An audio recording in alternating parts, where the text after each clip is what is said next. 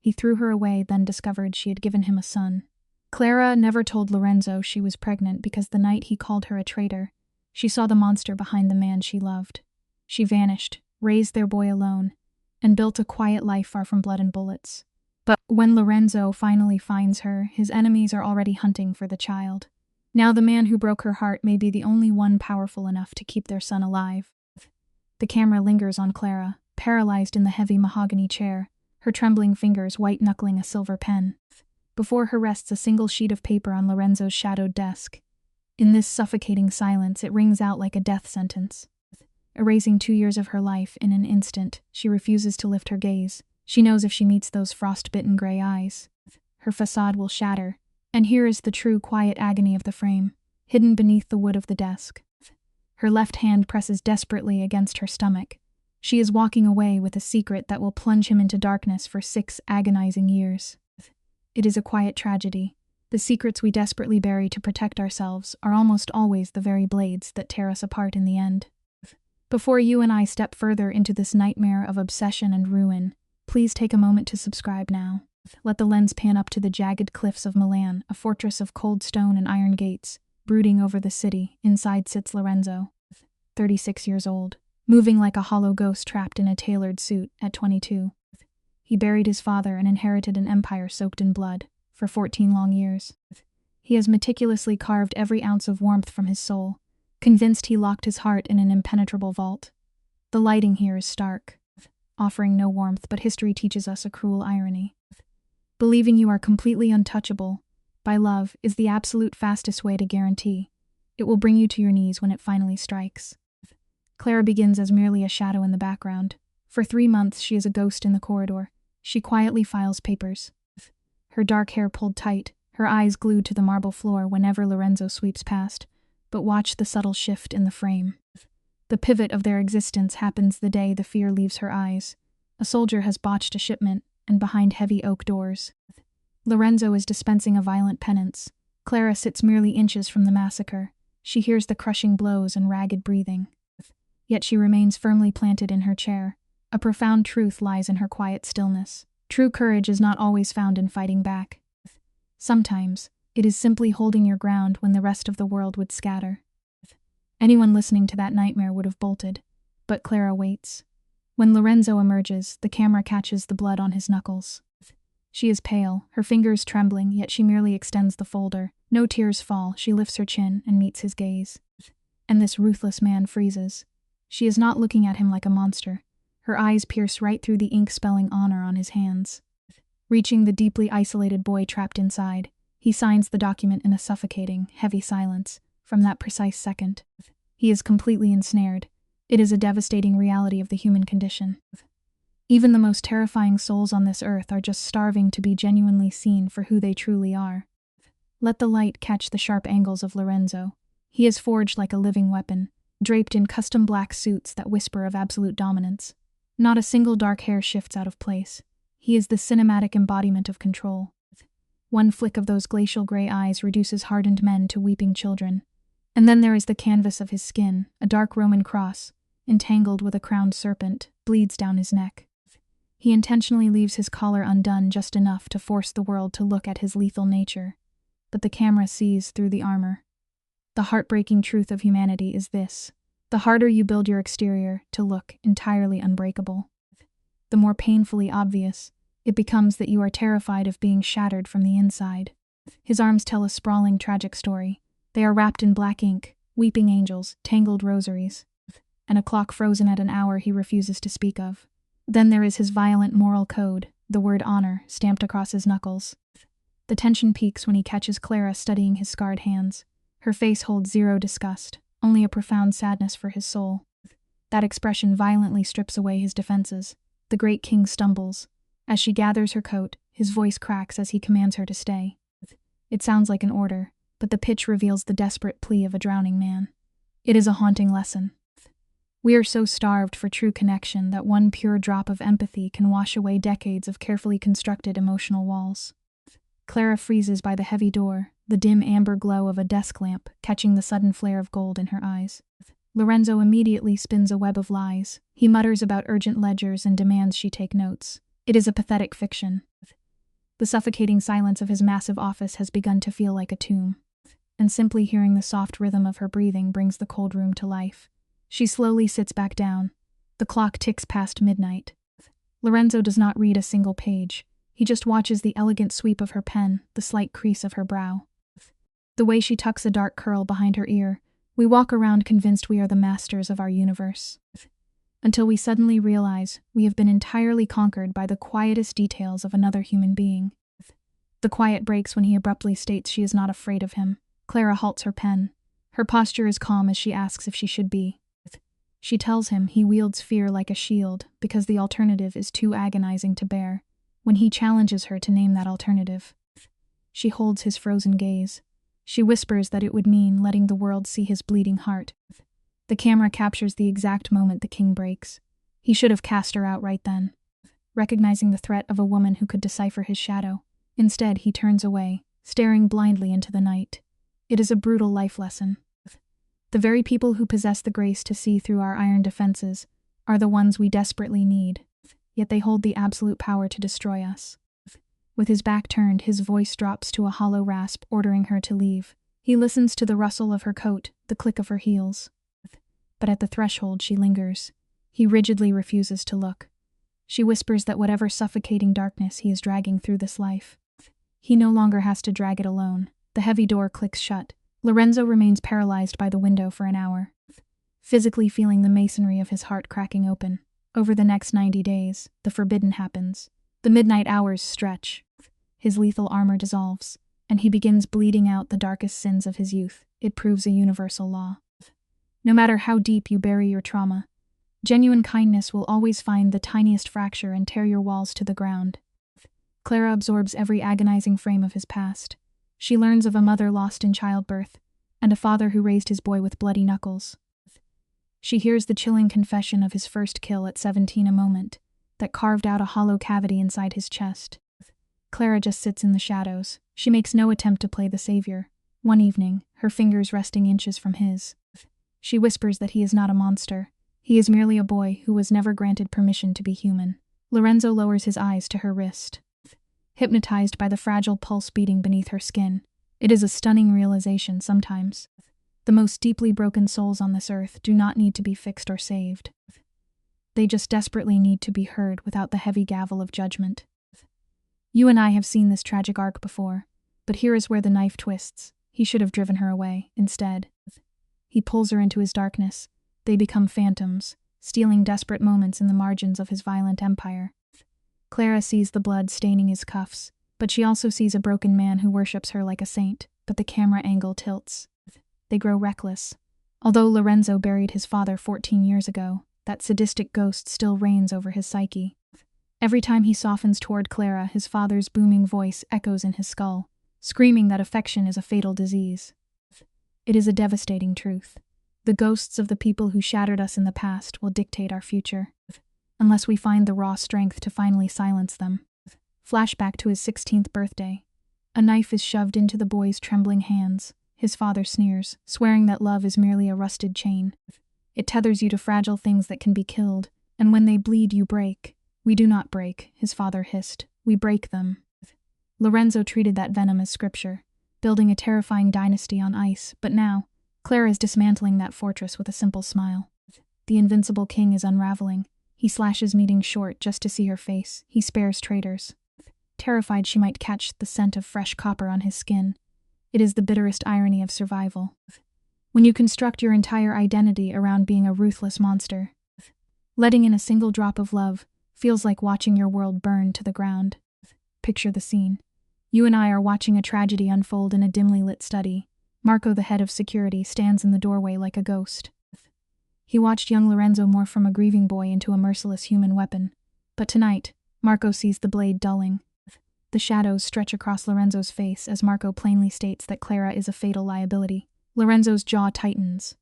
He tells the old man to step back, but Marco does not flinch. He steps into the light, his voice a gravelly whisper, reminding the boss that rival families smell blood in the water. He is losing his edge. The tragic lesson here is as old as Rome itself.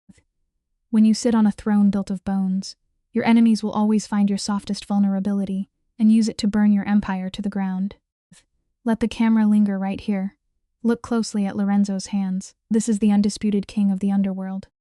A phantom who cuts out tongues just to make a point. Yet in this heavy silence, he is merely a broken man staring at a mahogany desk.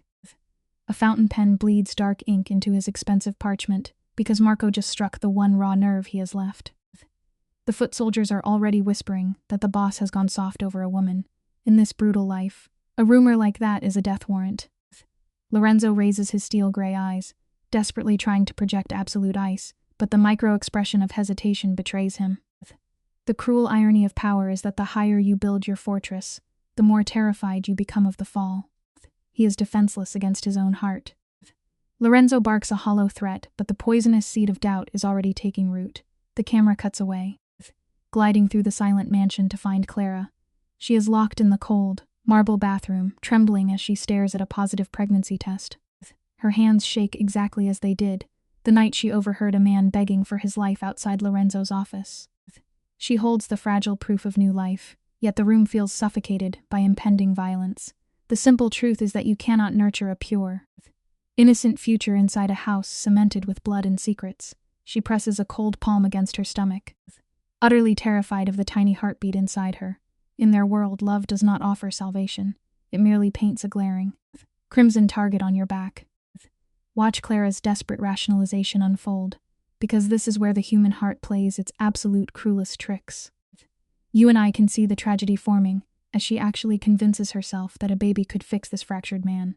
She knows Lorenzo's golden rule. Anything you love becomes a heavy iron chain around your neck. A child is a liability, yet she stares into the mirror, eyes wide with foolish hope, praying this miracle will shatter his fortress of ice. It is utterly heartbreaking. We have all been there, have we not? Believing our devotion is special enough to rewrite someone's violent nature, but she is gambling her unborn child's life on a dangerous fantasy.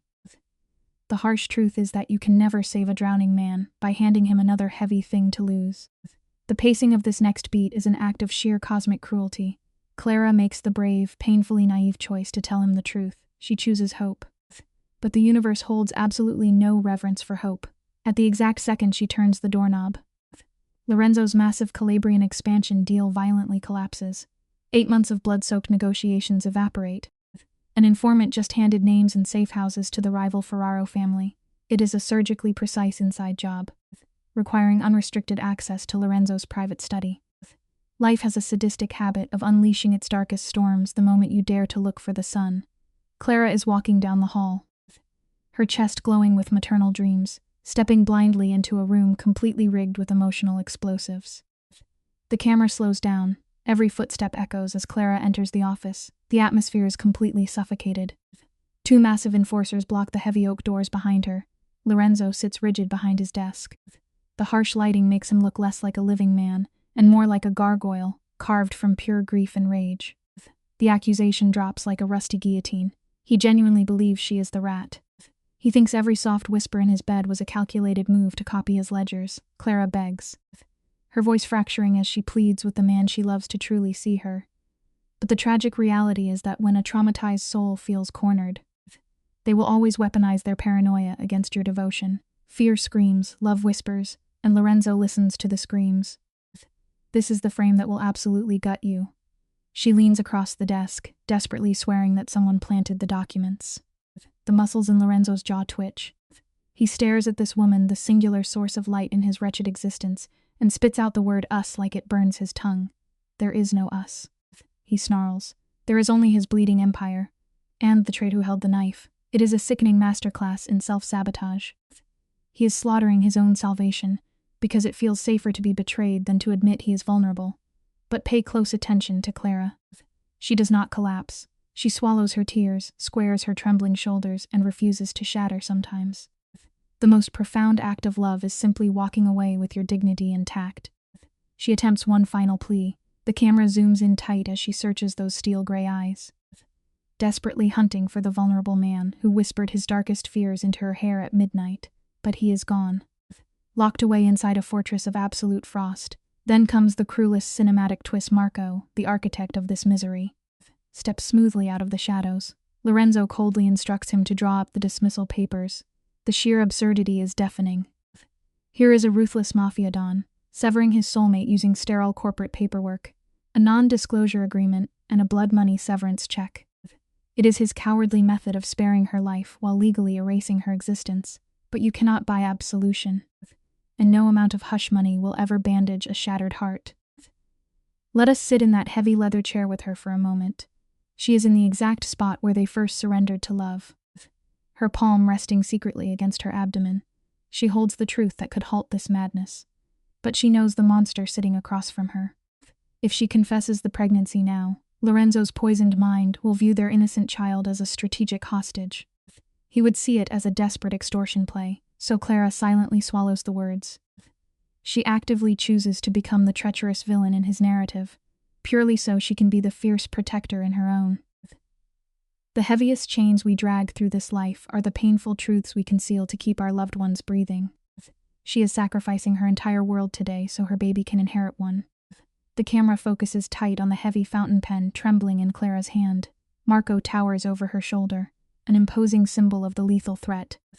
She knows that if she lifts her chin, if she locks eyes with Lorenzo for even a second, the emotional dam will shatter, she will scream the truth. But she knows exactly how this family disposes of liabilities. She refuses to let her unborn child become collateral damage in a mobster's paranoid turf war, so she presses the gold nib to the paper. She signs her name, legally anchoring herself to a bleak lifetime of silence. She is trading her one true soulmate for her son's right to breathe. The most profound sacrifices are rarely heroic battles. Usually they are just the agonizing scratch of a pen in a room full of blind men. Clara walks out of those heavy oak doors without a single glance backward, and right there, bathed in the dim light of his empire, Lorenzo Marchetti watches his actual salvation slip away. The tragic fool will not uncover the sheer magnitude of his mistake for 6 agonizing years. The film montage tracks Clara disappearing into the wind, from Milan to Florence, and finally washing ashore in a sleepy coastal town untouched by the Mafia's rot. She takes a mundane job crunching numbers. No silencers in the dark, no tattooed enforcers, just pure safety. It is a bitter irony how passionately we chase the intoxicating fire of danger in our youth, only to realize that the ultimate luxury is a profoundly boring Tuesday. She has meticulously built a cage of safety to replace her cage of terror. As the seasons change, the camera captures Clara's quiet metamorphosis. That suffocating passion she harbored for Lorenzo does not evaporate. Such immense energy can never be destroyed. It merely changes shape. It hardens into a fierce, blinding maternal instinct. She forbids herself from mourning the man who discarded her. But you and I both know that fate possesses a viciously dark sense of humor. The climax of this act hits when her baby boy takes his first breath. Clara looks down, and staring right back at her are Lorenzo's unmistakable, piercing steel-gray eyes. You can sprint to the absolute edge of the earth to outrun your history, but eventually, it will manifest right in your arms. She is cradling the living phantom of the man who shattered her soul. In the quiet hospital room, she pulls the infant close, whispering a vow that he will never inherit the terror of his father's throne then. She makes a choice that is both twisted and brilliant. She names the child Marco. To the neighbors, it is just a charming Italian name. But the cinematic irony is deafening. Marco was the enforcer who handed her that pen. He erased her from Lorenzo's world now. Every time she calls her boy in from the garden, it is a ringing alarm bell in her mind. It forces her to remember the brutal cost of loving a monster. The scars we intentionally refuse to hide are the only things that stop us from walking into the exact same fire twice. And just like that, the screen fades to black and 6 years of quiet solitude bleed away. The camera finds Clara bathed in the cold morning light of her kitchen. 30 years old now. The trembling girl who once kept her eyes glued to the floor of a Mafia. Dawn's office is nothing but a ghost. In her place stands a woman of untouchable grace. Heartbreak does not just shatter a person, it entirely rewrites the soul, teaching us that our deepest wounds often become our strongest armor. Her 5-year-old son, Marco, is the living monument of that survival, yet a tragic irony shadows her every single day. Marco is a terrifying miniature of Lorenzo. He possesses the same brooding frown, that heavy stillness, and the chilling instinct to dissect a room the moment he enters. You can hide a wolf cub among the sheep, but the wild blood will always remember how to hunt. Listen to the heavy silence settle over the room. Clara is shaping pasta dough when the inevitable tragedy knocks. Marco stands near the counter, asking the one question she has dreaded for 5 years. Why is his father missing? He is simply too perceptive to ignore the gaping hole in their lives. Clara forces a gentle smile, reciting a sanitized script about how every family is built differently, her eyes darting away to escape his piercing gaze. But the boy sees right through the fragile deception, quietly asking if he at least had a papa once. The camera lingers on her trembling hands. We try to shield our children from the ugly facts of the past, but we can never protect them from the aching emptiness left behind. The truth is an oncoming storm, and it will drown them both. Let us freeze the frame right here. You and I have watched this tragedy unfold before, but the heartbreak never loses its sting. Clara imagines a ruthless mobster who would have turned his own flesh and blood into a tactical pawn. She falls to her knees, whispering that her devotion will be enough to fill the void of 100 fathers.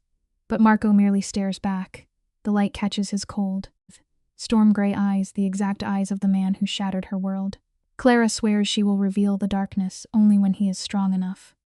It is a desperate illusion, proving that running from our demons only gives them time to grow wilder, because back in the shadows of Milan, 6 years of pure venom have completely warped Lorenzo Marchetti into something terrifying. Now let the camera pan back to the grand, suffocating estates of Milan. You might think that exiling the woman he believed betrayed him would bring Lorenzo peace. Instead, it sent him plummeting into a blackened abyss. The collapse of his Calabrian syndicate was merely the prologue. He possessed absolutely no proof of Clara turning against him, because she never actually did. A man consumed by unhealed grief will often set the whole world on fire just to stay warm. Lorenzo drowned his monumental agony in rivers of blood, mutating into an unrecognizable beast. His own soldiers stopped whispering about his weaknesses and began waking up screaming at the thought of crossing him. He expanded his brutal reach across 3 nations, becoming a monster who never spared a single soul. Watch the shadows lengthen as the sun sets over the estate. The ruthless Don is left entirely alone in his cavernous mansion, where the crushing silence slowly devours his sanity. It is a masterpiece of tragedy. He followed the bloody rulebook of his ancestors, slicing out the infection to protect the family legacy. He did everything perfectly, so why does he feel like he is bleeding out on the marble floor? True regret always finds a way to demand its payment. He loathes himself, yet Clara haunts his every breath. In his dreams, she is not a traitor. She is the only soul who peered past the monster and saw a wounded man, the only woman who held his blood-stained hands without a single flinch. He tossed a priceless, pure devotion straight into the fire. Pause the reel right here, because this is the scene where the universe delivers its most devastating blow. Her gentle voice echoes in his dark study, reminding him that he never had to carry the pain alone. It takes 3 agonizing years for his paranoia to finally command an unbiased investigation. 6 months later, the crushing truth drops like a guillotine. The actual rat was a pathetic foot soldier named Dante, who sold them out and framed Clara. She was flawlessly innocent.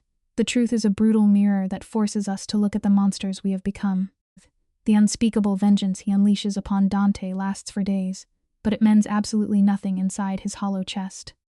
He scrubs the fresh gore from his trembling hands, and the frantic, desperate hunt begins. The cinematic irony strikes again. He is years too late. Clara executed a flawless disappearance. The camera sweeps through dead-end leads. There is no forwarding address, no trace of employment. Not a single digital fingerprint for his network to track. It is as if she turned to mist the moment he cast her out. The sheer helplessness drives him into a rabid madness. He burns through mountains of cash, unleashing elite investigators and brutalizing contacts. But he is merely chasing phantoms. Worldly power is utterly useless when you have already bankrupted your own soul. The almighty Don is left rotting upon his throne, drowning in the agonizing realization that he personally slaughtered the only pure love he was ever offered. Karma is a patient hunter, and it never forgets a debt. Stick with me as the director orchestrates the perfect twist of fate. Exactly 6 years to the day of her exile, Lorenzo sits in his freezing office. Suddenly the harsh glow of his phone illuminates the gloom. A nameless text arrives, carrying 4 explosive fragments: Liguria, Rio Maggiore, the Bellini woman, a child. Notice the microscopic shift in his posture, the way his cold, mechanical heart completely stops beating. A child. Time is the one judge that forces us to reckon with our buried sins. He abandons his massive empire and flees the city in under 60 minutes. For 3 torturous hours on the coastal highway, his knuckles are bone white against the leather steering wheel. His fractured mind deeply terrified of what that single haunting word truly means. for his empty life. The camera focuses on his trembling jaw, his mind caught in torturous bargaining. How old is the boy? Perhaps Clara married a gentle local man. Perhaps the timeline is just a twisted coincidence.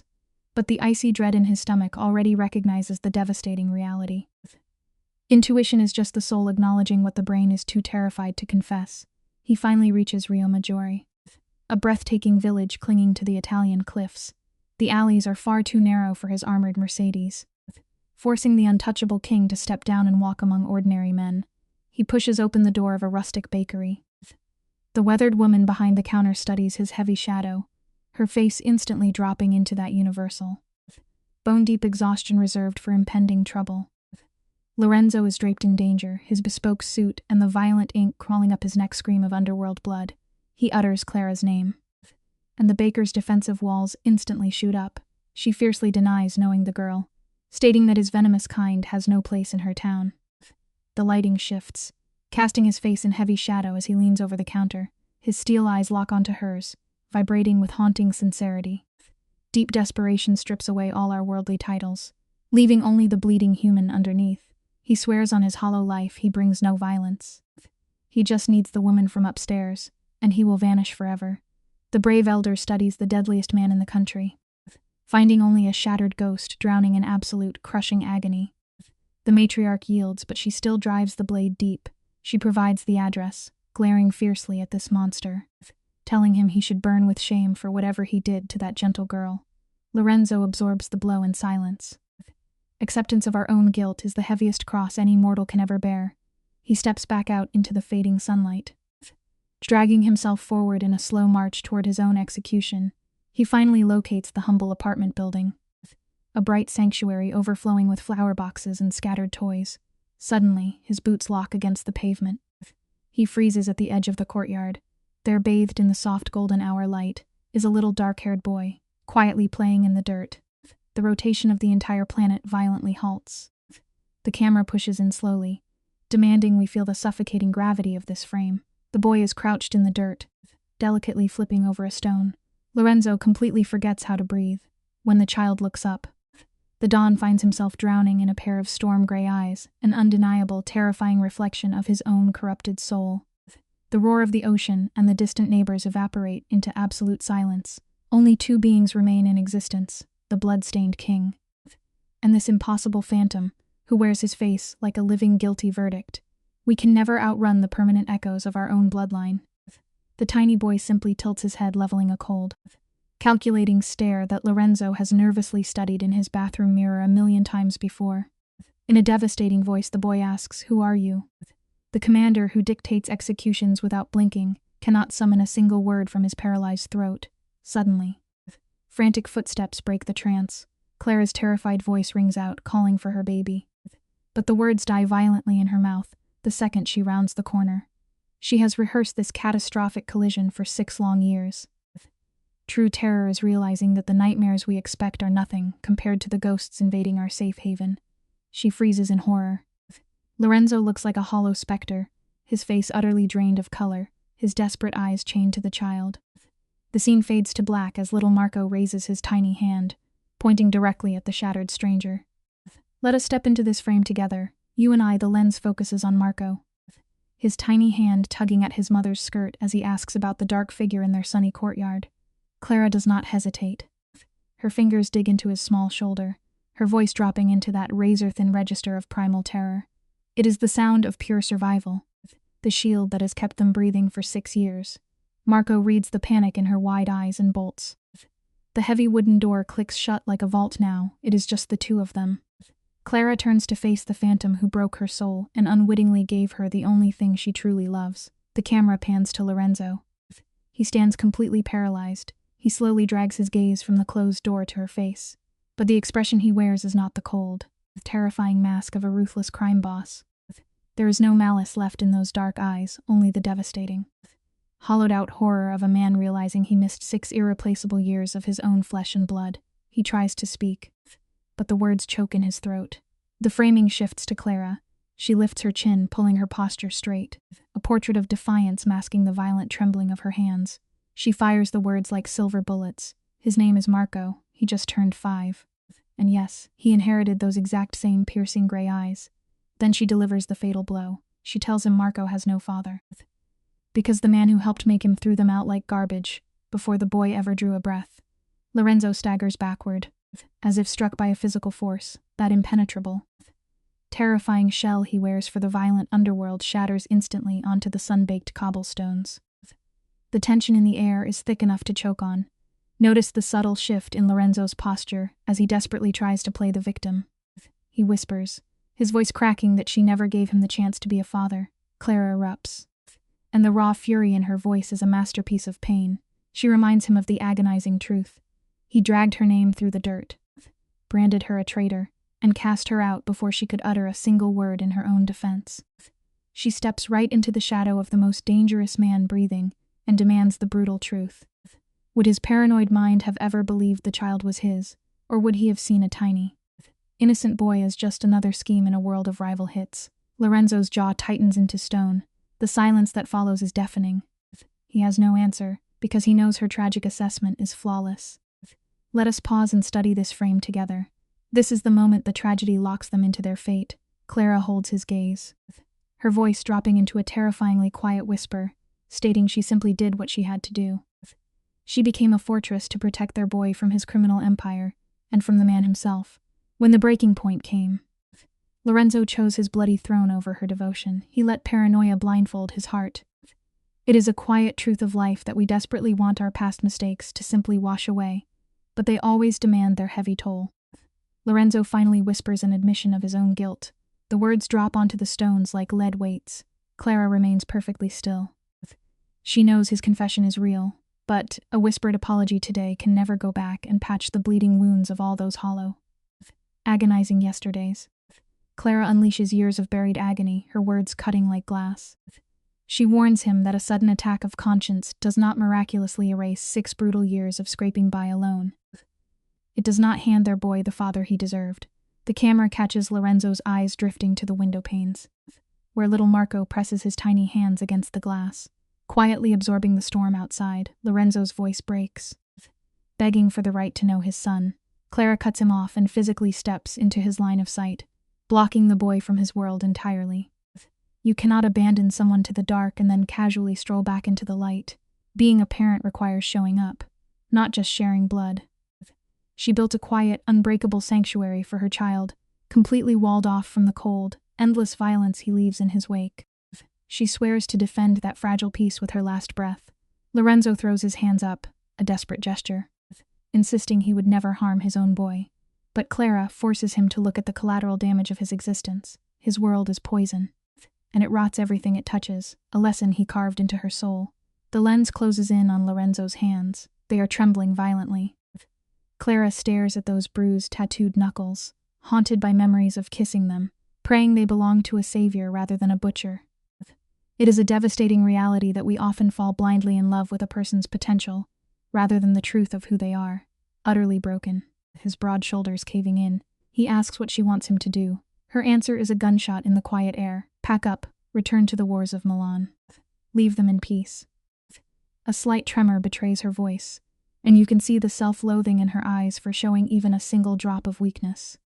She tells him that every choice breeds a consequence, which remains the most bitter pill any soul ever has to swallow. The camera pulls back, framing them in the courtyard.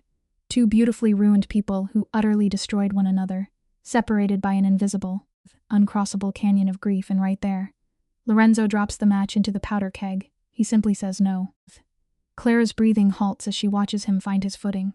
He tells her he will not turn his back and play dead. She is demanding he choose his bloody crown over his family for a second time, and the muscles in his jaw lock tight. He made that catastrophic mistake once, and he will burn down the world before making it again. Clara desperately tries to remind him. He forfeited the right to choose, but his broken voice cuts through her defense. He looks like a man bleeding out, confessing that he knows he deserves absolute nothingness. He discarded her when he was meant to be her armor. He swallowed the poison of lies instead of trusting his own heart. For 6 years, he built a mountain of wealth that feels like ashes in his mouth. All because he slaughtered the only connection that made him feel human. He takes a slow step into her space, and to her immense credit, Clara does not retreat an inch. He whispers he is not demanding instant absolution or claiming a prize he has not earned. He just wants the chance to change. True redemption is never found in a hollow apology. It is forged in the grueling labor of rebuilding the temple you burned down. You can see Clara violently forcing her tears back down into her chest. She tilts her head, testing his resolve, asking what happens if her answer remains a permanent no. Lorenzo's infamous, hardened armor dissolves entirely, leaving behind raw, terrifying vulnerability. He promises to stay anyway. He will buy a quiet house at the edge of the village and simply exist as a shadow, waiting decades if the penance requires it. He is not abandoning his boy, and he is not abandoning her, but that promise is the final hammer blow. Clara shatters, crying out that he does not even love her. The accusation is heavy with 6 years of rotting baggage. Lorenzo freezes in place. She reminds him that through all their whispered nights, those words never crossed his lips. Assuming someone's devotion without ever hearing the truth is a silent poison that eventually destroys a heart. Her voice shakes as she recounts how flawlessly he disposed of her, accusing him of confusing territorial possession with genuine affection.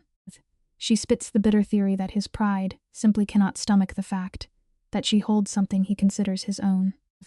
When he softly asks if she truly believes him to be that hollow, she fires back that he was the very master who taught her that lesson. Just watch the camera linger on Lorenzo's face.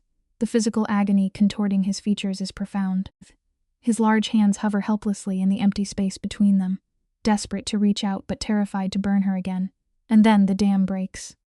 He tells her he loves her. The confession detonates like dynamite in the quiet garden. His voice fractures as he swears he loved her even back in the dark days. Through every long night, he was always drowning in her. He rips his chest open, confessing how he craved the way she looked at him. In her eyes, he was not a monster, he was simply a man.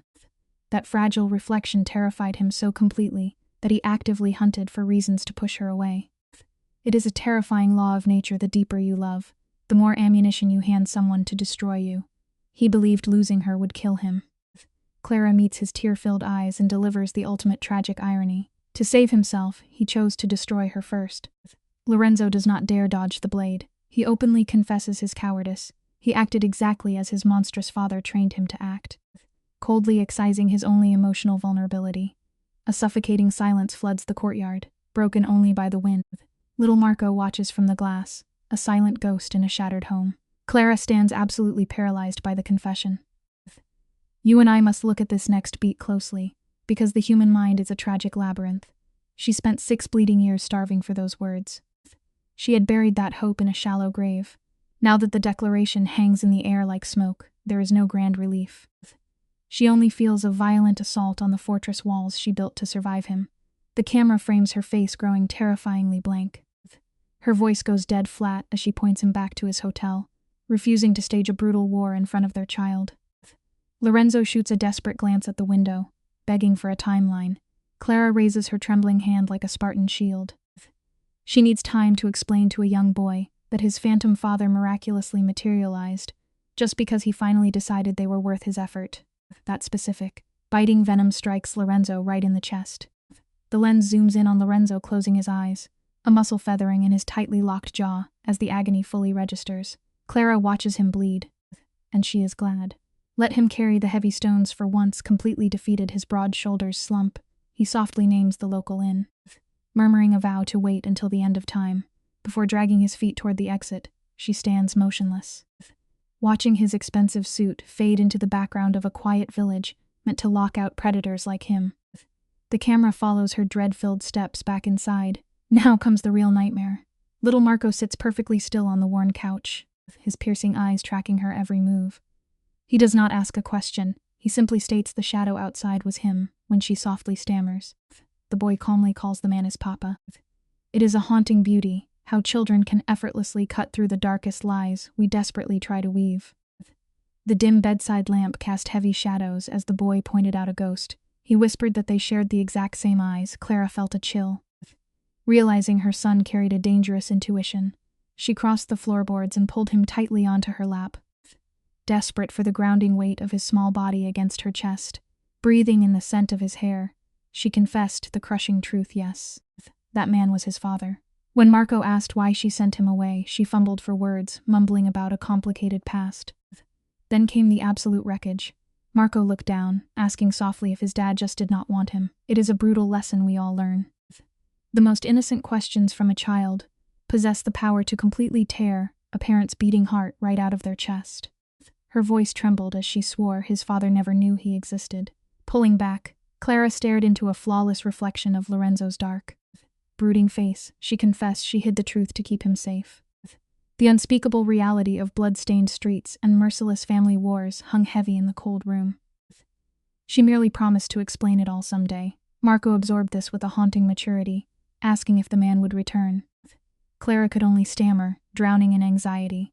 Then the little boy reached out his tiny fingers to steady her shaking hand, whispering that she wore her thunderstorm face. It is a humbling truth of life. We spend years faking bravery to protect our children, only to find they are the ones anchoring us when our world finally breaks. Marco declared he wanted to meet the man. When Clara choked back a sob asking what he would say, the boy delivered a heartbreaking list. He wondered why his father carried such sorrow in his eyes, what the ink on his hands meant, and if he liked bugs. Then came the crushing blow. He wanted to ask if the man was sorry for making his mother cry. Clara did not feel her tears falling until Marco's thumb wiped them away. Across town, Lorenzo sat paralyzed by a dusty window in a dim inn. He stared at the coastal lights, the violent clash looping endlessly in his mind. The reality of a son had completely shattered his dark universe. It reveals a profound truth. You can outrun your enemies, but you can never escape the living consequences of the love you leave behind. Look at Lorenzo right now. He cannot stop seeing that little boy. The child has his exact searching eyes, blended with Clara's quiet resilience. His name is Marco. An irony sharp enough to draw blood. Did Clara choose it on purpose? Naming her son after the man who drafted her brutal dismissal papers. She was always so sharp. Suddenly, his phone vibrates. It is the original Marco, his security chief, not the innocent child. Lorenzo ignores it, but 3 calls light up the screen. Then comes the text that ruins everything. The rival Ferraro family is moving. He must return immediately. This is a heavy truth we all eventually face. You might believe you can simply walk away, but your unhealed past has a ruthless way of dragging you right back into the dark. Today, you and I will unpack this tragedy together. Picture the stark horror on Lorenzo's face as his blood runs cold. The Ferraro family. The very ghosts who framed Clara 6 years ago are moving again. His phone rings. Marco sounds like a man on a live wire. The old boss's son took over recently, desperate to prove he is a monster. They intercepted dark chatter. The kid is planning something massive. And for Lorenzo, it is deeply personal. Let us pause the scene right here. Lorenzo spent years fighting shadows, only to realize they were waiting for him to blink. You can never outrun a history that refuses to die. The difficult lesson we face is that genuine peace only arrives when you stop running and confront the demons you left behind. Watch the panic set in. Lorenzo asks about the threat. Marco hesitates. That brief silence is everything. The enemy is hunting for anyone tied to Lorenzo's past. He feels the floor vanish beneath his feet. His voice drops to a dangerous whisper, ordering double security and tracking the rival's every move. Marco asks his location. Lorenzo just hangs up. He stands frozen by the window for an hour, consumed by a raw terror he has not known in years. This is the tragedy of control. The higher the walls you build, the more you lose when they fall. He is no longer a king, just a terrified man staring at a world he might destroy. We all learn that true strength is never about power. It is about what you are willing to sacrifice to keep others safe. Picture the scene with me. Alessandro Ferraro is out there hunting ghosts, searching for Clara and the son Lorenzo barely knows. The morning light is cold. Clara pulls a robe over her shoulders, shuffling to the door, unaware that her quiet existence is over. She turns the deadbolt. There he stands, Lorenzo. The once untouchable boss looks completely hollowed out. His suit is ruined, dark shadows bruising the skin beneath his eyes. The frantic energy rolling off him makes Clara's blood run cold. He begs to step inside, his voice a desperate rasp, asking if Marco is awake. He pushes past her, eyes darting to the windows, calculating escape routes like a trapped wolf. He came to protect them, but his shadow drags the devil right to her door in life. The people trying hardest to save us are sometimes the ones pulling us directly into the fire. Watch how 2 broken people try to survive the same room. Checking the street for snipers is just muscle memory for Lorenzo now. Clara swallows her panic, keeping her spine rigid, and offers him coffee. He shakes his head, telling her to sit. Instantly, her walls slam up. She crosses her arms, reminding him she stopped taking his orders long ago. Lorenzo closes his eyes. You can physically see the guilt crushing his lungs. He softens his tone, pleading with her to sit. He remains standing, shoving his tattooed hands into his pockets to hide the tremors in his fingers. Then he finally says it. 6 years ago, when he accused her of betrayal, he was completely wrong. It takes absolute ruin for a proud man to swallow his ego. We all learn eventually that saying sorry means absolutely nothing when the emotional damage is already permanent. Clara already knows he was wrong, and she tells him so with cold indifference, but then he twists the knife. Lorenzo confesses the real traitor was Dante, working for the Ferraros. Their endgame was to rip Lorenzo's empire apart, and framing Clara was an easy strategy. The blood drains from Clara's face. She was the target. Lorenzo's jaw clenches. He explains she was his perfect weakness. She was the only one he truly trusted, and breaking that trust tore his world to shreds.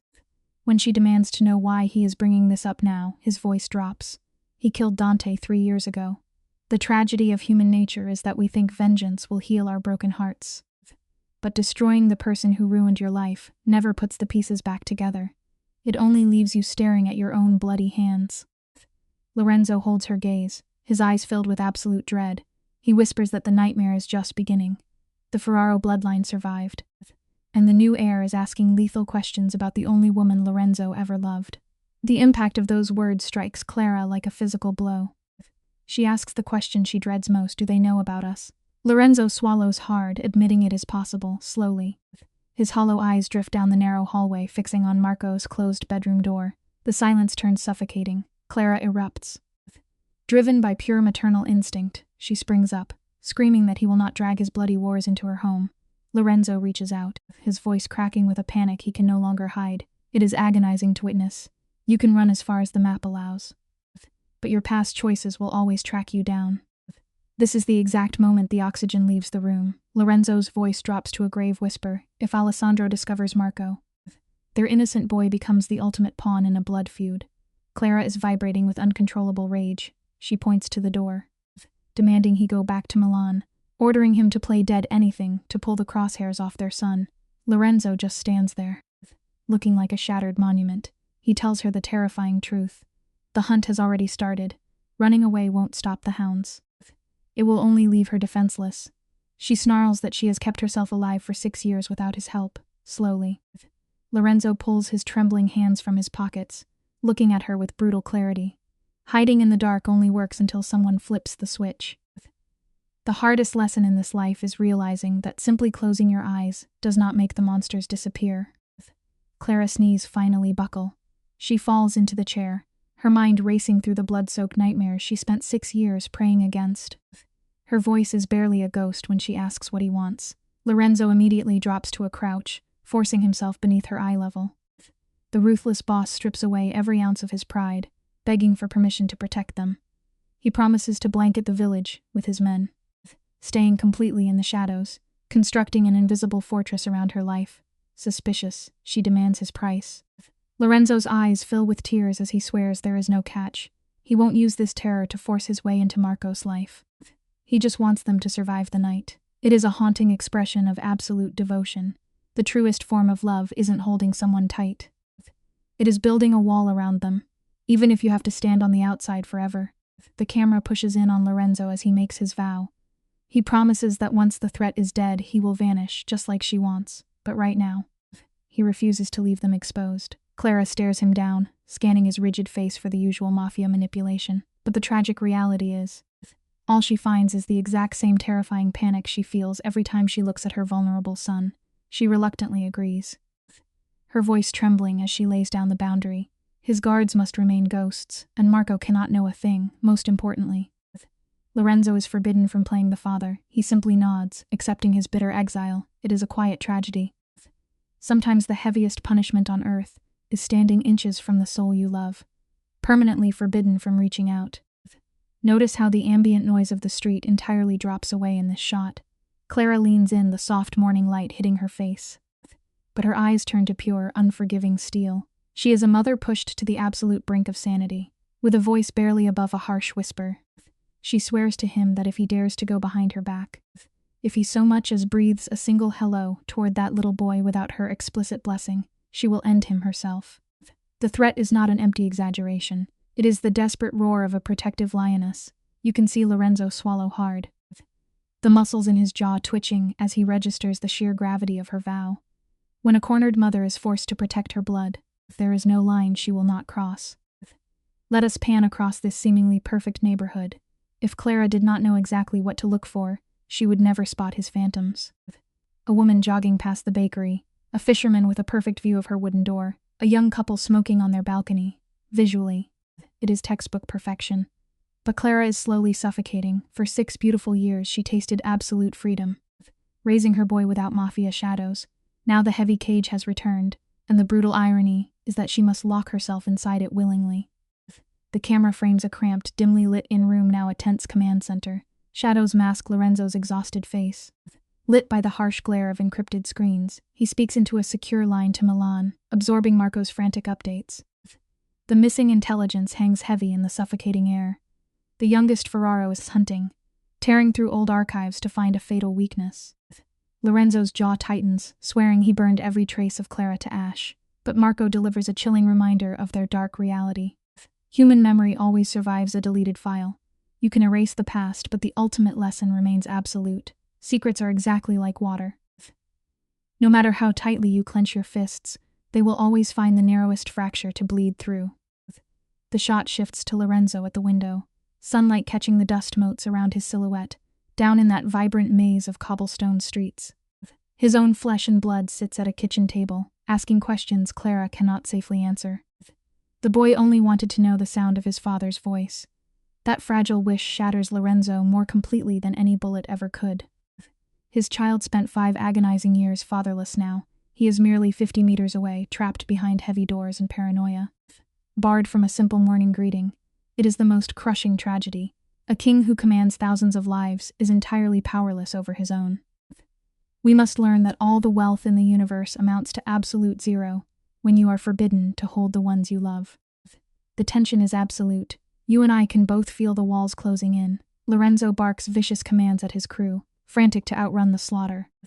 Marco begs him to show restraint, warning that if the Ferraros discover why Lorenzo hides in this village, their world ends. The line goes dead. The camera lingers on Lorenzo in the pale light. Suddenly his posture hardens. He refuses to wait for the executioner. The scene cuts to Clara, guiding her son to school when Lorenzo emerges from the mist. Then the breathtaking climax arrives. Little Marco sees the man first, his bright eyes widening with pure recognition. We learn a brutal truth today. You can build iron fortresses to hide your heavy heart, but fate will always bring those walls crashing down. Let the camera freeze on this exact frame. Pause the movie right here and study the agonizing distance between these 3 souls. Notice the stiff, panicked angle of Clara's shoulders as her maternal instinct screams to flee. Look at the trembling in Lorenzo's clenched jaw. A man who has violently dismantled empires is now entirely paralyzed by a small boy in a uniform. The morning light casts an unforgiving shadow across the pavement, splitting their 2 worlds. It is a masterpiece of unsaid agony, suspended in absolute silence. Moments like this offer a profound lesson. Sometimes we must forcefully stop the moving picture of our reality to truly see the damage we carry. The hardest battles are never fought with weapons, but with the haunting gravity of enduring love. The camera captures the brutality of the encounter. Clara stands rigid, a fragile shield blocking her son from the dark reality of his father. She crouches low, voice quivering, begging little Marco to walk the rest of the way alone. Lorenzo, a hardened enforcer, stands rooted to the earth, entirely paralyzed. The boy glances between the adults, sensing the suffocating weight in the air. He nods quietly and takes a few hesitant steps. Then he stops, turning back to study the towering stranger. Life operates with a cruel irony. We exhaust our souls running from our darkest mistakes, only to find our history staring right back at us through the pure eyes of our children. It teaches us that the ghosts we desperately try to outrun are often the very ones we breathed life into. Notice the tragedy here. The boy points at the mobster's inked hands. "Your drawings are nice," he whispers. "It is purely innocent. Yet those exact hands have destroyed countless lives." The camera captures Lorenzo's fractured face. He blinks, disarmed, murmuring a hollow thank you. Once the school doors close behind the boy, the tension snaps. Clara turns on him, her fury boiling over at his recklessness. Lorenzo slices through her panic with a dead tone. "There is a development," he states. "Time has officially run out." They retreat to an isolated cafe, hiding in the shadows. the painful truth of human survival becomes clear. The walls we carefully build to lock the monsters out are often the very cages that trap us inside when the real danger finally knocks. Let the dread of the cafe scene sink in. Lorenzo orders a coffee that sits untouched. Clara remains rigid opposite him, her stomach twisting. "Talk," she demands. The camera pushes in as he delivers the fatal blow. Ferraro made his move. He sent enforcers to terrorize Daniela, an old accountant from Lorenzo's past. Clara's blood turns to pure ice. Daniela was a gentle woman who always smiled at her. What did she reveal? Everything she spoke of Clara vanishing into the night, fueling the dark rumors. This proves the ultimate tragedy of a hidden life. You can cleanly cover your tracks and burn every bridge to ash, but you can never police human memory. We learn that it is always the smallest, forgotten detail that brings the massive house crashing down around us. Lorenzo keeps his gray eyes entirely dead, a masterclass in chilling control. He leans into the dim light, whispering that Daniela noticed Clara looked pale, perhaps even pregnant, before she vanished. He never has to finish the thought. Clara presses a trembling hand over her mouth, her stomach twisting. They know. Suspicion is a terrible poison that makes greedy men dig through records, desperate to find the boy. When Clara chokes back a sob, terrified they will use their son against him, Lorenzo corrects her with gentle devastation. It is about both of them now. That is the tragic reality we all must learn. The very second you care about someone more than your own breath, you hand the world the exact weapon it needs to destroy you. Look at how beautifully twisted this game has become. Ferraro is driven by a reckless hunger. Taking Marco would be a bloody billboard to the Underworld, proving the great Lorenzo Marchetti bleeds just like anyone else. Lorenzo reaches across the table, not touching her, but letting the heavy shadow of his presence blanket her panic. He delivers the bitter truth. The days of hiding are over. They must run today to a fortress where he can actually protect them. Clara shakes her head, tears spilling as she begs for their quiet home, but Lorenzo crushes her with cold math. A normal life means nothing if the child is buried. It is a harsh lesson for us all to remember, clinging to a comfortable, familiar illusion is the most dangerous mistake you can make when violent reality is busy kicking down your door. The words strike her chest like a physical blow. 6 years of clawing for peace, wiped clean by a 5-minute conversation over cooling espresso. When she asks where they could possibly go, he answers with one word: Milan, his sprawling estate. Clara lets out a dry, broken laugh that shatters the quiet air. The irony is suffocating. He expects her to drag their innocent child into the beating heart of his criminal empire. Lorenzo remains perfectly still, claiming his walls offer absolute security, but they will just stay locked inside his golden cage until Ferraro is gone. Life often forces this terrible hand sometimes. The only way to survive a deadly storm is to walk right into the dead center of it. Even if you lose a piece of your soul along the way, you can almost hear the metal bars snapping shut around her. She spent her adult life running from this exact violence, only to realize the monster is her only shield. She begs for time, her voice cracking so loudly it draws curious stares. She whispers that he is demanding her trust after every terrible thing he has done, and this is the frame that breaks your heart. Lorenzo quietly bows his head. He knows he does not deserve an ounce of her grace, but he asks anyway, because the alternative is waiting for assassins to arrive. It reminds us of a dark truth. The hardest choices we ever face are never simply between right and wrong. They are a brutal choice between two different kinds of agony, and deciding which pain you can bear to carry. Picture this opening frame with me. Clara presses her pale hands flat against the heavy mahogany table, white-knuckled. Desperate to hide the violent trembling in her wrists, she tries to dictate terms to a king of the underworld, demanding that little Marco remains shielded from the violence. She speaks of boundaries, of returning to a normal life, as if negotiating a simple lease. But you and I know the bitter truth of this tragedy. You cannot dip just one toe into a river of blood. You either stay on the shore, or you let the dark water pull you under. Clara believes she is shielding her boy, but she is hand-delivering him to the exact monster she fled. Watching her cling to this fragile illusion of control is absolutely heartbreaking. The camera pushes in on Lorenzo. Notice the almost imperceptible tightening of his jaw, a microscopic fracture in his marble exterior. He asks the ultimate question, quietly asking what happens to his bond with his son when the smoke clears. Clara has been running from this suffocating reality since his shadow fell over her courtyard. She breathes out her terror, admitting she does not know if his presence will save Marco or utterly destroy him. Then her icy stare softens just a fraction. She tells him she knows he came to warn them. It is a fatal miscalculation. She mistakes a calculated tactical maneuver for a beating heart. The harsh lesson here remains written in stone. A single moment of grace does not erase a lifetime of hunting in the dark. The lighting grows colder as she continues to dig her own tragic grave. She actually praises him, whispering that he could have taken them by force but chose to ask. She looks at the man who shattered her life 6 years ago and genuinely believes his soul has been cleansed. Then comes the devastating blow. Her little boy wants his father. As she confesses Marco's fragile hopes, Lorenzo's impenetrable mask shatters, exposing a raw, bleeding vulnerability beneath. Clara draws a trembling breath and seals their doom, promising to figure it all out together once they are safe. The sheer irony is suffocating. She believes they are joining forces to wait out a passing storm, entirely blind to the fact that he is the hurricane. Hope truly is the most dangerous poison. 3 hours later, the heavy steel jaws of the trap officially snap shut. They are tearing down the highway toward Milan in Lorenzo's heavily armored rolling vault. In the back seat, little Marco presses his face against the dark-tinted glass, watching the sunlit Italian countryside dissolve into a blur. Clara sits rigidly in the passenger seat, her spine tight enough to snap. The boy finally breaks the silence, his small voice echoing in the vast cabin, asking why the car is so massive. In the rearview mirror, Lorenzo's dark eyes meet his son's reflection. He answers quietly that he needs it to protect important things. Let us pause and look at this together. The innocent boy thinks he is living in a grand adventure, but he has just stepped inside his own mobile prison.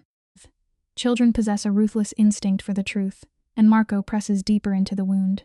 When Lorenzo speaks of protecting those he cares for, the boy delivers a devastating strike of pure innocence. He asks if his father cares about his mother. The atmosphere in the car instantly thickens. Clara freezes, her breathing entirely suspended. Lorenzo grips the leather steering wheel as if he is drowning, and whispers a desperate yes.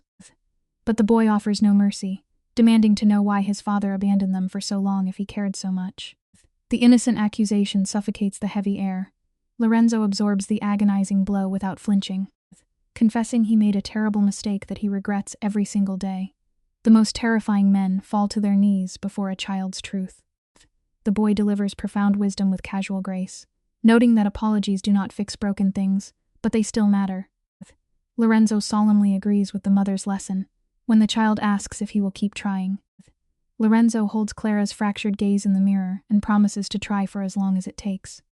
The emotional tension breaks only as the massive wrought iron gates of the Marchetti estate loom into view. It is a sprawling, shadowed villa carved directly into the ancient hillside. Marco gasps in pure wonder, calling it a grand castle.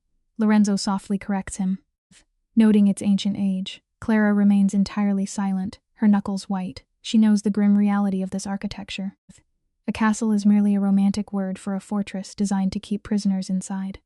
The camera slows as they idle before those monolithic gates. Look closely at Clara's trembling hands. Years ago, she was an invisible nobody, dismissed by these exact stone-faced guards. Now she arrives shrouded in black glass, entirely uncertain of her own identity.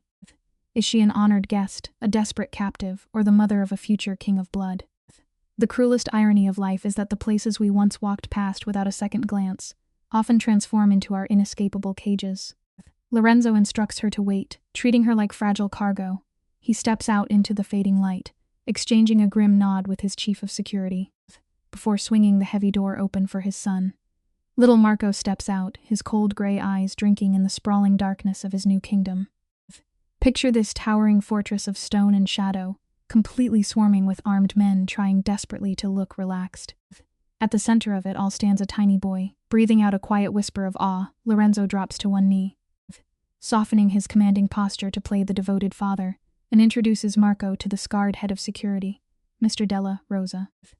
The boy simply stares up at this hardened dealer of death, and brightly points out that they share the exact same first name. Stick with me here, because this reaction is beautiful. You can literally watch the old mercenary's granite features melt. A soft, genuine smile cracks his weathered face. It proves a quiet, undeniable truth of the human condition. Unfiltered innocence will always find the hairline fractures in our armor. The first 7 days inside this gilded cage blur into a suffocating mixture of overwhelming opulence and raw, unadulterated terror. Clara and her boy are confined to an entire wing, surrounded by immaculate gardens that feel like painted scenery.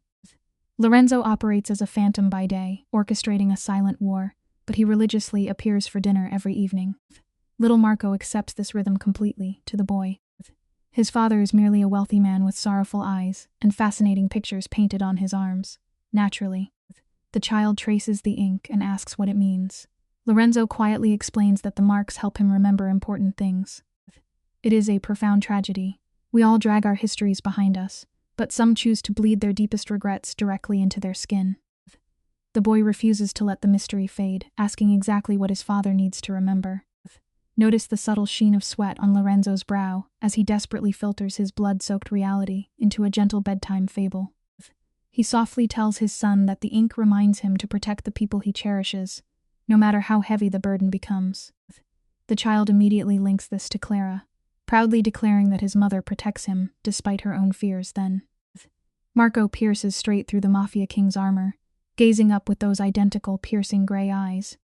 He asks if his father is good at not being frightened. It is a cinematic masterpiece of a moment. You can build fortresses of stone and steel, but a child will instantly spot the terror trembling right behind your eyes. In this breathtakingly quiet beat, the Underworld king completely shatters. Lorenzo stares down at his own flesh and blood, confessing in a fractured whisper that he is terrified of failing those he loves. With the flawless logic of a 5-year-old, Marco suggests his parents join forces to protect each other. Clara feels her battered heart collapse into ash and violently stitch itself back together. Lorenzo holds her tearful gaze and agrees. But joy is a fragile ghost here. On the 8th morning, the rival syndicate obliterates Clara's empty apartment, missing their prey by a mere 72 hours. The universe teaches a beautifully cruel lesson. The fragile line between a tragic demise and a second chance at life is usually just a matter of leaving 3 days sooner. We are about to uncover what really went down in the shadows of this estate. The decimated apartment is absolute proof that Ferraro is hunting for blood, while little Marco sleeps in his velvet bed. Lorenzo pulls Clara into the dim corridor to deliver the fatal blow. He whispers that the enemy knows she is his singular gaping vulnerability. The heavy iron gates outside are no longer protecting them. They are locking them in. If she steps 1 foot onto the open street, she will be taken. Clara's breathing turns shallow. She asks how long they must remain buried in this tomb. Lorenzo's eyes go completely dead, stating they are trapped until he ends the rival bloodline permanently. We always believe we can outrun our darkest histories, but the past will inevitably demand a reckoning. Clara rolls that sanitized hollow word over her tongue, ended. She stares at the man she never stopped loving and realizes he is casually discussing executing a human being. This cold, mechanical approach to murder is the exact poison she fled 6 long years ago, and now the dark waters are rising over her head. Panic bleeding into her voice, she asks the ultimate desperate question. If he puts a bullet in this man, does the nightmare finally die? Lorenzo looks away, carrying the exhausted weight of his 36 years drowning in blood, and confesses the devastating truth. There is always another monster waiting in the dark. It is the great weeping tragedy of vengeance. Violence is not a tap you can simply shut off. It is a merciless ocean, and the black waves simply never stop. The camera pushes in slowly, catching the cold light reflecting in Lorenzo's eyes as he swears to take every bullet meant for them. He calls them his family. That single word hangs in the stagnant air, heavy as lead 6 years ago. Clara fled into the night with his child, certain he was merely a dark reflection of his brutal father now. Under the flickering shadows, he offers her the dream she always wanted. Though it comes wrapped in barbed wire and inevitable violence, it is a quiet, devastating tragedy unfolding. He cannot offer serenity, only his blood. We learn a bitter but beautiful truth in this frame. Real love never arrives in a pristine box. True devotion is born in the wreckage, offered by broken people bleeding to be better than they were yesterday. Let us look closely at Clara in this moment. She simply shatters. The camera lingers on her trembling shoulders as she confesses she does not know how to love a man carved from a mountain of blood. And Lorenzo refuses to push.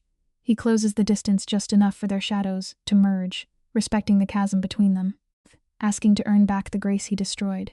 Clara is paralyzed by the fear that this love is merely a gilded cage. He raises a scarred hand, pausing, giving her every second to retreat.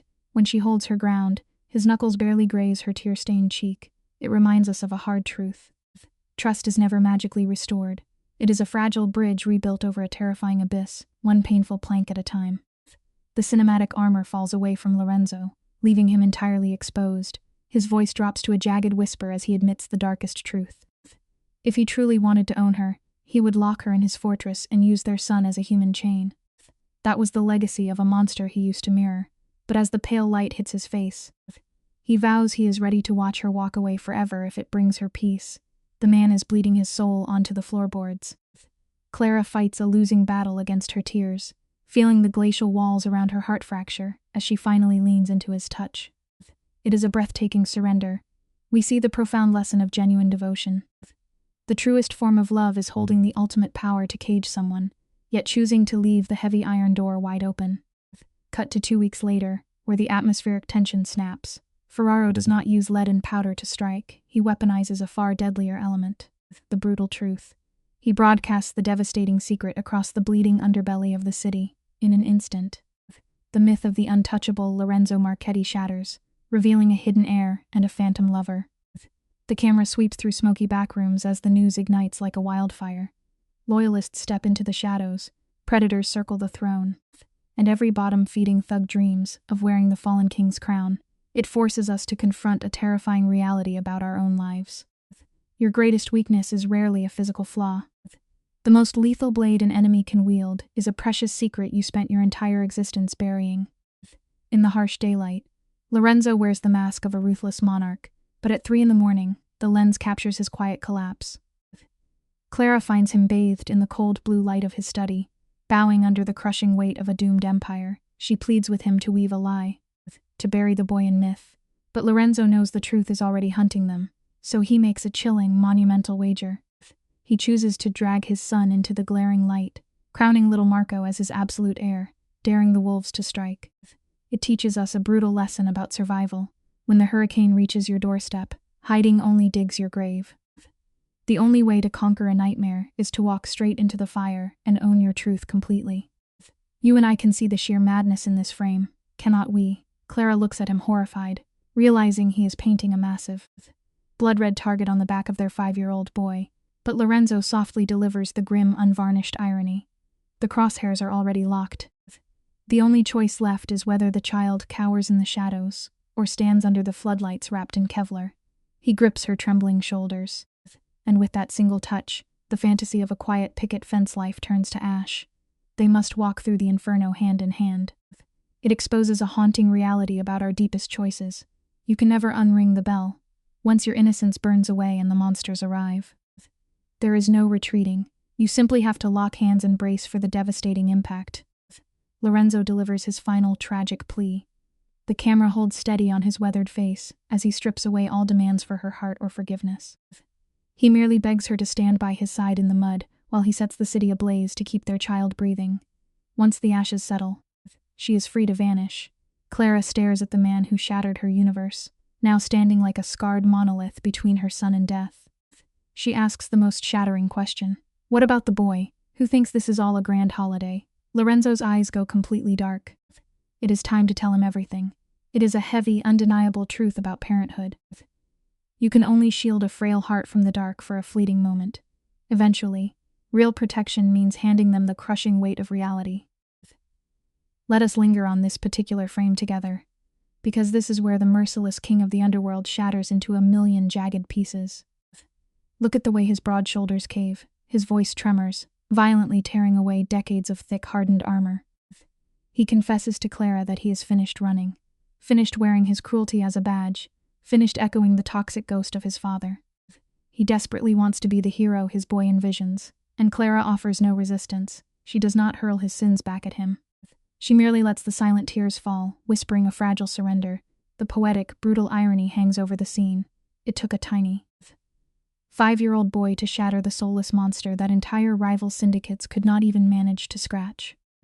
The morning sun casts long, unforgiving shadows as we arrive at the climax we have all been dreading, frame by frame.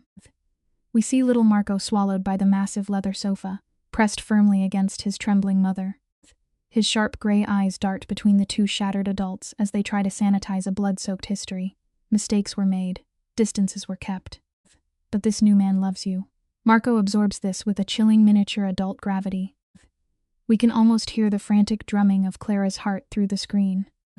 She is watching her innocent child forced to swallow a mountain of ancestral trauma. The room goes dead silent. The score fades out completely as the small boy slowly turns his piercing, calculating gaze to fully face the king of the criminal underworld. This 5-year-old interrogates the ruthless syndicate boss with a precision the authorities could only dream of.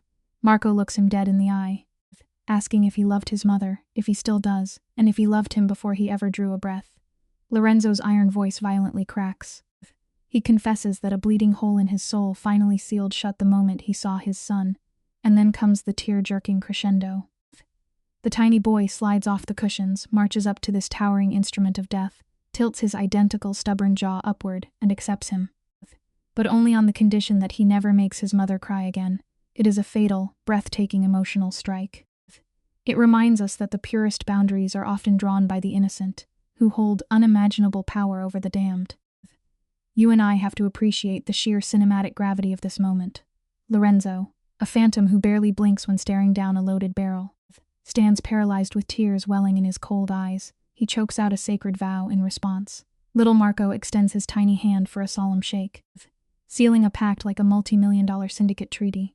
Clara watches these mirrored sets of gray eyes lock across an ocean of lost time, forming a delicate glass-like truce. But cut to 3 days later, and the lighting turns cold and stark. Lorenzo stands before the criminal elite, presenting his heir. It is a flawlessly calculated chess maneuver. He frames his hidden family as a masterstroke of protection, spinning his most fatal vulnerability into an absolute display of power.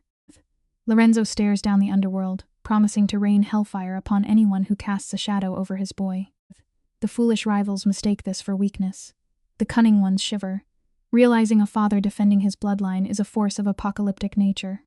Yet, Alessandro Ferraro arrogantly dismisses the omen. The camera cuts to a vibrant, sun-drenched Tuesday. Clara is finally exhaling, watching little Marco chase butterflies in the manicured garden. It is a masterclass in building cinematic tension. We learn a haunting lesson about the rhythm of life in this scene. The most terrifying tragedies always arrive, wrapped in perfect, golden peace. Right before the cruel universe violently rips the ground from beneath your feet. Without warning, deafening gunfire violently shreds the golden afternoon. The lens shakes with pure, unadulterated chaos. Guards scream as heavy rounds pulverize the estate windows, plunging the scene into a mother's ultimate nightmare. Clara does not hesitate. She snatches Marco and sprints toward the reinforced steel bunker Lorenzo forged for this exact apocalypse. She hurls the heavy vault doors shut, sealing them in pitch blackness, crushing her trembling child to her chest. She whispers hollow promises of safety she cannot even believe. Praying the iron holds, it reveals a profound, terrifying truth about human endurance. Time completely ceases to exist when you are trapped in the suffocating dark, waiting to see if everything you love will manage to survive the next fragile breath. The heavy steel door shrieks on its hinges, revealing Lorenzo bathed in flickering light. He stands there like the Grim Reaper, his white shirt soaked black with blood. His face is a frozen mask of pure violence. But the absolute second his cold eyes find Clara and Marco in the shadows, that terrifying aura dissolves. He breathes out, telling them Ferraro is dead. Clara loses all strength, collapsing in uncontrollable sobs. Lorenzo falls to his knees beside them. He wraps his massive, trembling arms around his family, shielding them, and right in the center of this trauma, little Marco peers up and asks if his father is okay. It shows us that even in our absolute darkest moments, family is the only anchor that truly matters. You and I know it is wild how children process the darkest moments. Lorenzo stares down at his son, swearing no one will ever hurt them again.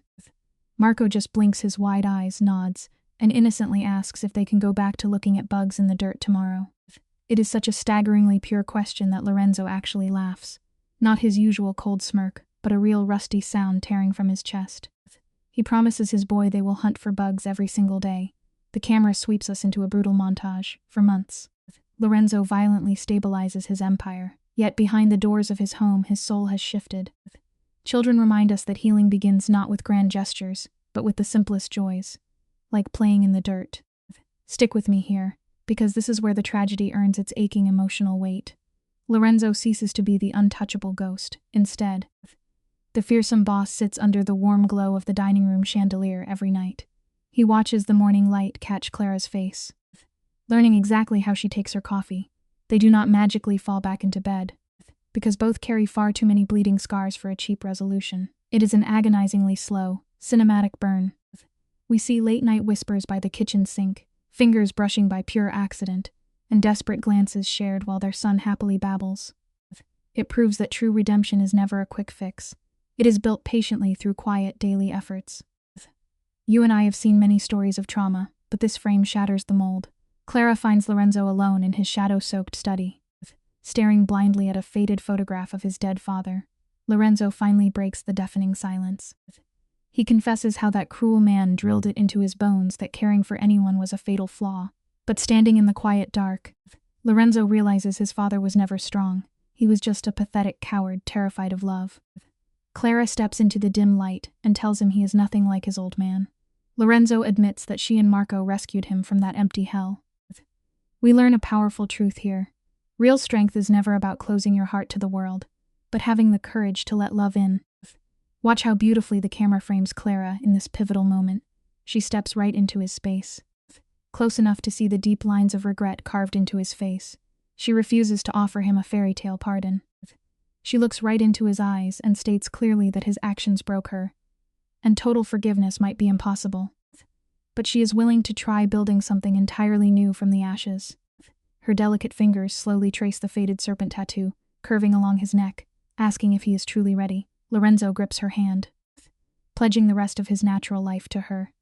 This breathless vow reminds us that forgiveness isn't about erasing the past. It is choosing to build a new future from the broken pieces left behind. The poetic justice of returning to this garden is visually striking. The altar stands on the exact patch of green grass, where little Marco hunts for beetles, the same earth where they once dodged raining bullets. Marco marches down the aisle as the ring-bearer. Behind him stands the battered old chief of security, offering a rare jagged smile.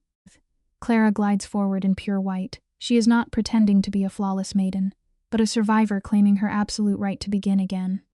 And Lorenzo waits for her under the sun. His sleeves are rolled high, heavy gang tattoos completely exposed. He refuses to wear the mask of a gentleman. It is a beautiful reminder that you do not have to hide your scars to deserve a fresh start. This is the bitterest, most agonizing pill of the tragedy, make no mistake. Lorenzo is a terrifying monster. He forged his dark empire through crushed bones, and he offers zero apologies. Yet he loves this woman with an earth-shattering devotion. As Clara takes his scarred, heavy hands at the altar, she stares deeply into his cold steel eyes. In that silent beat, she sees the exact same broken boy she fell for a lifetime ago. The very last of her defensive walls crumble into dust beneath the Italian sun. Her lips part, and she finally breathes the words, "I love you." It teaches us a haunting lesson about the human heart sometimes. True love requires us to drop our highest walls and see the fragile human being behind the terrible mistakes. That simple declaration is the exact moment the unbreakable king of the underworld shatters. The ruthless boss who never shows weakness just stands there, hot tears spilling down his cheeks under the bright sun. He pulls her close, whispering that she has always been his only light. It feels like a perfect cinematic ending, but the tragedy never truly sleeps. Let us be honest. You and I both know their future is a guaranteed minefield. There will be rival bloodlines, deafening gunfire, and screaming matches over raising a boy in the shadow of crime. But as the camera slowly pulls away, the core truth remains. A perfect ending is never about a life without problems. It is about having the right person by your side to face the fire with. The screen fades to black and 10 heavy years vanish in a heartbeat. The camera finds Marco at 15, and the innocent child hunting for beetles is entirely dead. He sits in the shadows now, asking the truly dangerous questions. He wants to know the weight of the family name, and the true meaning of the faded ink on his father's skin. Lorenzo sits across from his boy in that exact same oppressive study, where he once stared at his own father's ghost. The cycle of tragedy is a ruthless machine. Marco shares his mother's warmth, but his eyes hold Lorenzo's dead, unforgiving stare.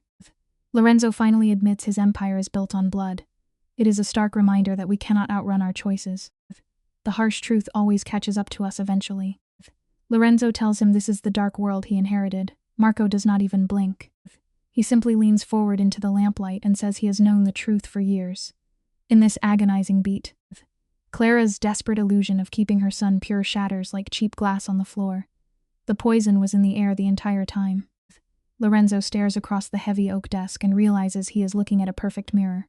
Same blood, same chilling detachment. Then Marco tilts his head and asks the one question that pierces Lorenzo straight through the heart. He asks if his father regrets any of it. The suffocating silence that follows shows us a brutal truth. The absolute hardest mirror to look into is the one that reflects our flaws in our children. Memories bleed through Lorenzo's mind. His son's tiny hand clutching his Clara weeping in her white dress. The beautiful life he nearly drowned in blood. Lorenzo looks at his teenage boy and delivers the most twisted, romanticized justification a father could ever speak. He leans in and whispers that he only regrets the moments he failed them, but he will never regret the violent path that brought them together. It is an act of supreme, staggering selfishness disguised as romance. And Marco, his face terrifyingly calm, simply nods. He asks what happens to the syndicate when his father is gone. He is asking for the keys to hell. We must remember that selfishness disguised as love will always demand a devastating price from those we hold dear. Let us truly look at the horror of what is happening here. Lorenzo tells his boy the choice is entirely his. He swears to protect him if he walks away, but watch how the trap springs shut. Lorenzo leans closer and offers the ultimate hook. He promises to teach Marco to rule with wisdom, to protect their name without losing his soul. It is a breathtaking, fatal lie. You cannot rule a kingdom of corpses and keep your soul intact. Lorenzo gently places his scarred hand over his son's smooth fingers. Marco stares down at the terrifying legacy waiting for him. The pure tragedy of this moment carries a heavy lesson. You can never truly protect someone from a toxic environment while you are actively inviting them to sit on its darkest throne. The camera pushes in close as Marco stares at his father's shattered knuckles. His voice is dangerously steady when he says he wants to learn the business. You and I know the devastating truth. The very second he steps into the shadows to learn, his fate is sealed forever, yet Lorenzo's chest swells with this foolish tragic pride. He whispers that they will begin tomorrow, and the heavy iron wheel of trauma clicks perfectly back into place. Later, the scene shifts to the moonlit garden. Clara sits alone on the exact stone bench where they married, staring up at the cold stars. She is simply the enabler who lost everything. Her silent grief is proof that turning a blind eye to the truth only ensures that history will repeat itself. Fast forward to the velvet darkness of the estate patio. Lorenzo sits heavily, the weight of his sins pulling at his shoulders as he drops the news. He wants to learn. Clara barely blinks. I know, he told me, she replies. She does not scream or pack her bags, she simply surrenders. Lorenzo confesses his bitter doubt, wishing a clean life for his boy. Clara defends the shadows, insisting Marco is making his own choice. For now is all any of us have, she whispers, resting her tired head on his chest. It is a stunning defeat. The profound tragedy here is how easily we adapt to the dark. They watch the stars while inside that cold stone fortress. Their 15-year-old son closes his eyes, drifting into dreams soaked in danger and blood. The scene tries to wrap this lingering nightmare in a warm cinematic glow. We are meant to believe Marco will face this bleak future protected by a father who learned love is not a weakness, and a mother who remembered how to trust. Lorenzo leans in, whispering his love. Clara smiles through her exhaustion, echoing it back. They sit peacefully among the garden blooms, pretending their ghosts are finally buried. But let us look at the devastating reality together. They did not conquer the darkness. They simply opened the door and set a permanent place for it at their dinner table. Yes, they survived the storm. But victory always demands a terrible toll. They won the bloody battle to save their marriage. But they ultimately sacrificed their innocent son's soul to do it. Clara's greatest strength is not shown through power, wealth, or revenge. It is shown through motherhood. After Lorenzo dismisses her, she leaves Milan pregnant, alone, and heartbroken. She has every reason to collapse, but she does not. She builds a new life in a quiet coastal town, finds work, raises Marco, and gives him the one thing Lorenzo's world could never guarantee: peace. This is one of the most important educational lessons in the story. A mother's love is not only soft. It can be strategic, fierce, and courageous. Clara does not hide Marco because she hates Lorenzo. She hides him because she understands the danger surrounding the Marchetti name. A child should not become a weapon in adult wars. For 6 years, Clara chooses stability over romance, safety over longing, and her son's future over her own broken heart. That is not weakness. That is sacrifice. Many people misunderstand protection as control, but Clara's protection comes from love. She wants Marco to grow up without fear, without armed men, without enemies, and without the emotional damage Lorenzo inherited from his father. The story also reminds us that children are deeply observant. Marco senses his mother's fear. He asks questions. He notices what adults try to hide. This teaches parents that children do not need perfect explanations, but they do need emotional honesty. Clara tries to protect Marco, but eventually she must also allow him to know the truth. For viewers, the lesson is powerful. Protecting a child means more than giving them food, shelter, and education. It means choosing the environment that helps their heart grow safely. Clara Love proves that true protection is not about controlling a child's life forever. It is about keeping them safe until they are strong enough to face the truth.